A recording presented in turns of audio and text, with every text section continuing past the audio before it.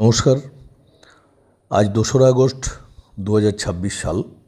আজ থেকে প্রায় ১৬৫ বৎসর আগে ১৮৬১ খ্রিস্টাব্দের ২রা আগস্ট বাংলাদেশের খুলনা জেলার পাইকগাছা উপজেলার রাডুলি কাটিপাড়া গ্রামে আচার্য প্রফুল্লচন্দ্র রায় জন্মগ্রহণ করেন। তিনি একাধারে ছিলেন রসায়নবিদ, শিক্ষক, শিল্পপতি ও সমাজকর্মী। এই অকৃতদার মানুষটিকে ভারতের রসায়ন বিজ্ঞানের জনক বলা হয়। আচার্য প্রফুল্লচন্দ্র রায়ের পিতার নাম ছিল হরিশ্চন্দ্র রায়, মাতার নাম ছিল ভুবন মোহিনী দেবী। তিনি গ্রামের পাঠশালাতে পড়াশুনো করেন। পরবর্তীকালে কলকাতার হেয়ার স্কুল, অ্যালবার্ট স্কুলে পড়াশোনা করেছিলেন। তারপরে তিনি এন্ট্রান্স এবং এফএ পাস করেন কলকাতার মেট্রোপলিটন কলেজ, অধুনা যা বিদ্যাসাগর কলেজ নামে পরিচিত। পরবর্তীকালে তিনি গিলকার্ট স্কলারশিপ নিয়ে এডিনবরা বিশ্ববিদ্যালয়ে যান এবং সেখান থেকে বিএসসি পাস করেন এবং পরবর্তীকালে ওই বিশ্ববিদ্যালয় থেকে তিনি ডিএসসি উপাধি লাভ করেন। বিজ্ঞান সাধক আচার্য প্রফুল্লচন্দ্র রায় বিজ্ঞানকে দেশপ্রেমের অস্ত্রে পরিণত করেছিলেন। তিনি ছিলেন এক স্বপ্নদ্রষ্টা, এক শিক্ষক, এক শিল্পোদ্যোক্তা এবং একজন দানবীর মানুষ। একজন বাঙালি বিজ্ঞানীর গবেষণার খবর কিভাবে একসময় ইউরোপের বিজ্ঞানীদের চমকে দিয়েছিল সে সম্পর্কে আমরা যদি ফিরে যাই তা আমাদের অবাক করবে। তিনি ১৮৮৯ খ্রিস্টাব্দে সহকারী অধ্যাপক হিসাবে প্রেসিডেন্সি কলেজে যোগদান করেন এবং ১৮৯৬ খ্রিস্টাব্দে প্রেসিডেন্সি কলেজের গবেষণাগারেই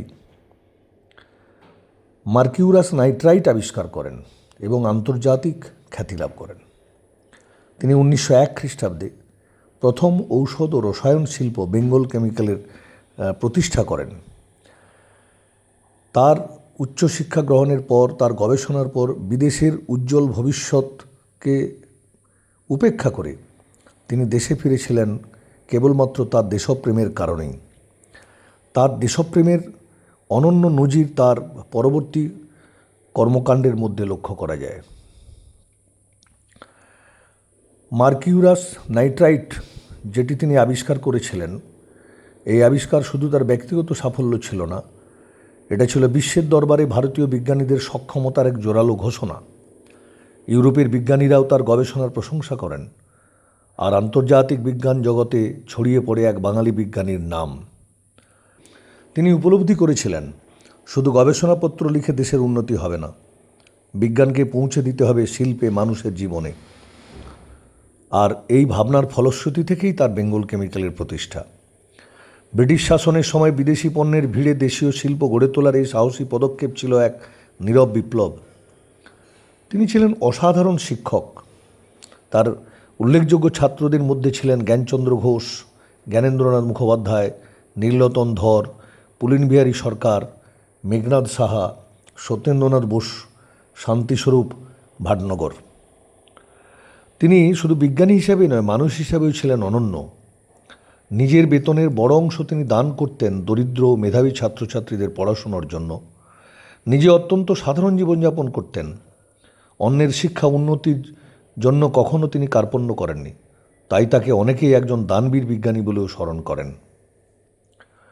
আমরা যদি দেখি তার বিজ্ঞান গবেষণা, শিক্ষকতার পাশাপাশি তিনি বন্যা, দুর্ভিক্ষ, এই সমস্ত প্রাকৃতিক দুর্যোগে ত্রাণ সংগ্রহ করতেন এবং নিজের উপার্জিত অর্থ সমাজ কল্যাণে দান করতেন।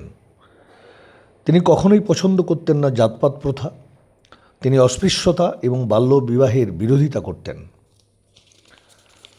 তিনি স্বপ্ন দেখেছিলেন ভারত আত্মনির্ভর হয়ে উঠবে। আজ তার জন্মদিনে আমরা যখন আত্মনির্ভর ভারত, দেশীয় গবেষণা এবং বৈজ্ঞানিক উদ্ভাবনের কথা বলি, তখন মনে রাখা উচিত এই স্বপ্নের বীজ রোপণ করেছিলেন আচার্য প্রফুল্লচন্দ্র রায় অনেক আগেই। কারণ কিছু মানুষ শুধু ইতিহাসের অংশ হন না, তারাই ইতিহাসের গতিপথকে সম্পূর্ণরূপে বদলে দেন। আচার্য প্রফুল্লচন্দ্র রায় সারা জীবন অত্যন্ত সাধারণ জীবনযাপন করতেন।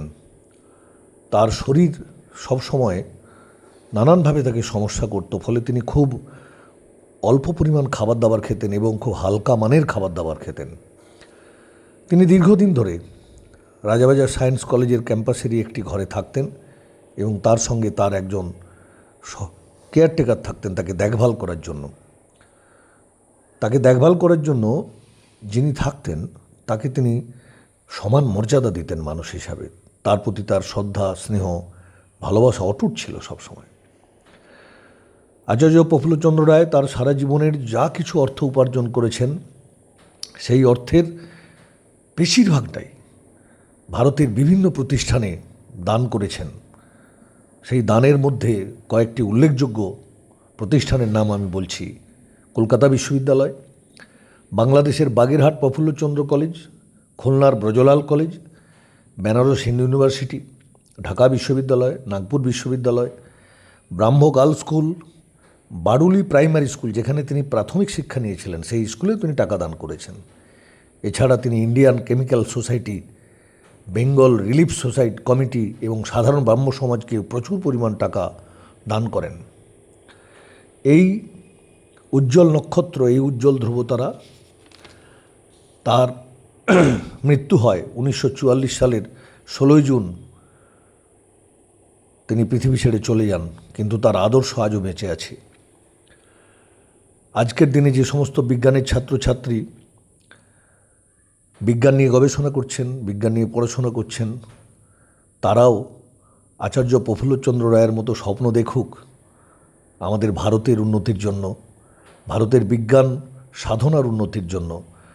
তাহলেই আজকের দিনটি পালনের যথার্থতা প্রকাশ পাবে। নমস্কার।